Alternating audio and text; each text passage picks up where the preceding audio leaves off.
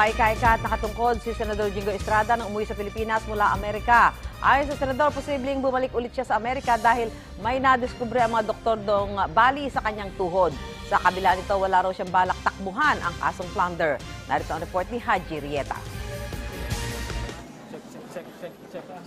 Gamit ang tungkod, paika-ikang lumabas sa arrival lobby ng NAIA Terminal 1 si Senator Jingo Estrada kaninang maghahating gabi. Galing sa Amerika ang senador para ipatingin ang kanyang tuhod.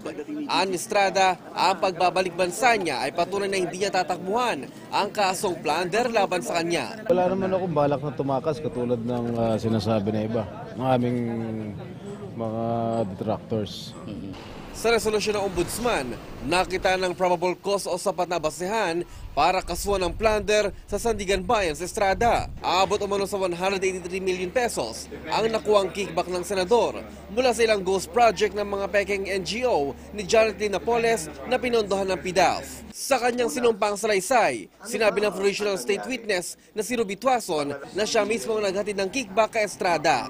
Pero git Estrada, wala siyang ibinulsa mula sa kaban ng bayan. Ngayong nagbalik bansa na rin ang dating Chief of Staff ni Senador Juan Ponce Enrile na si Atty. Gigi Reyes, kumpiyansa si Estrada na hindi siya ididiin ito. Wala sa karakter niya yun na mandadawit na ibang tao. Matagal ko nang kilala si Atty. Gigi at nirerespeto namin yan.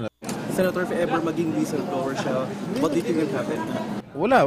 I don't think she will become a whistleblower. Naniniwala raw siyang narito lang si Reyes para harapin din ang mga akusasyon laban sa kanya. Hindi naman katulad ng ibang whistleblower yan na sinusundo pa sa Amerika para mandin na ibang tao. She came here voluntarily. She returned to the country voluntarily to face the charges.